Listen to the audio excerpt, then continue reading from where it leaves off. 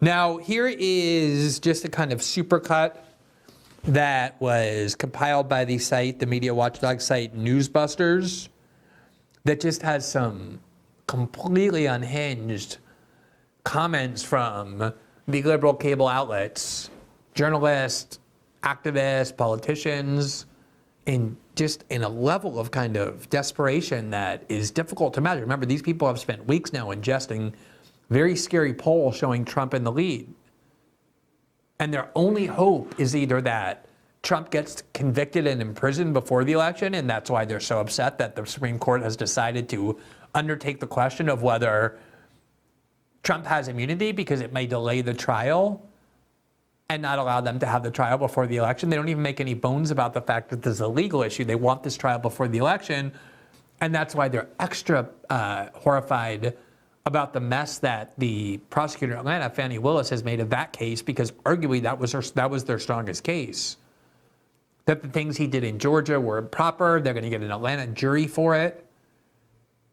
And then it turns out she is having a sexual affair with the prosecutor she chose, who's getting hundreds of thousands of dollars from the state while she's dating him.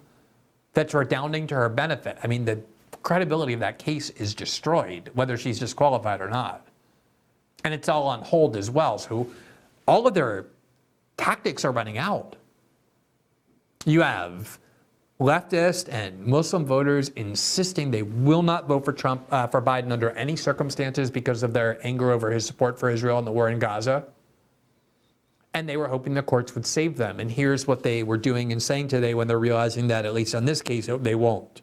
We've learned that it was a 9-0 decision ruling that Donald Trump can be on the ballot in Colorado and other states. I'm not confident that that will produce a result that's good for American democracy. This is actually what I had been concerned about. I had been concerned that should it go to the Supreme Court, they would rule this way. I'd laugh if it weren't so sad. My next guest says Donald Trump is still an oath-breaking insurrectionist. Do you have confidence in the Supreme Court? Do you think this court is partisan? The court itself may have overstepped. The court went way further than it needed to go. Our colleague Melissa Murray has called this Supreme Court the YOLO court. The criticism of the court is that they're playing interference. Not since Bush v. Gore have we seen a court that's had this many opportunities to interfere in the election. The headline here is that this is a...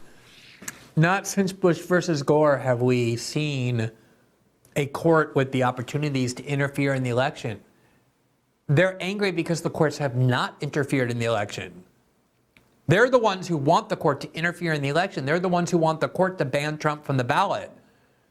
And the court has repeatedly refused to intervene, even when Trump was trying to remain in power, for all the accusations that Amy Coney Barrett was there to keep Trump in office. The Supreme Court repeatedly refused to intervene in that conflict, letting all the lower courts' rulings against Trump stand.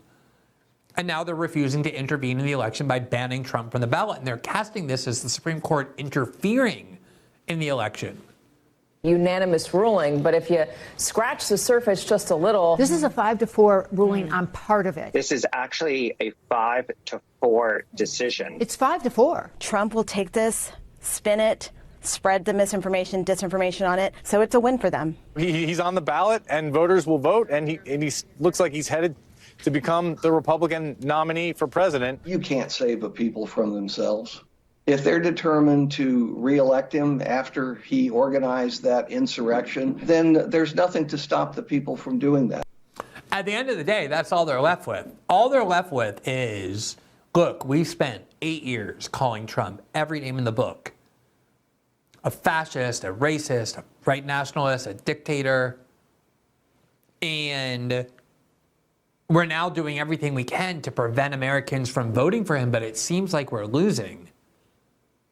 And ultimately, they're going to say that the reason they lost, they'll probably claim Russia interfered, and they'll blame leftists for voting for a third-party candidate or whatever. That's always part of the script. But what they're really going to have to do is what they're already doing. And you heard that there is, look, the American people are just stupid and they get what they deserve.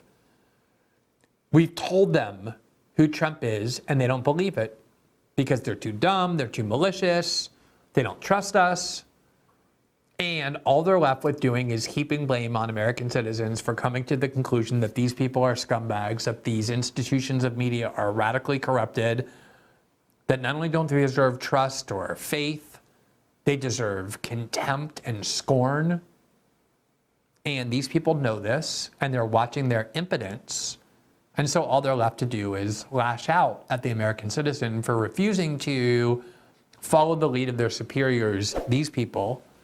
And instead, they're furious that they're exercising their independent judgment, and all they're left to do is try and prevent Americans from doing that by putting Trump in prison and or removing them from the ballot. And every time that tactic fails a little bit more, they get more and more emotionally desperate. Thanks for watching this clip from System Update, our live show that airs every Monday through Friday at 7 p.m. Eastern, exclusively on Rumble. You can catch the full nightly shows live or view the backlog of episodes for free on our Rumble page. You can also find full episodes the morning after they air across all major podcasting platforms, including Spotify and Apple. All the information you need is linked below. We hope to see you there.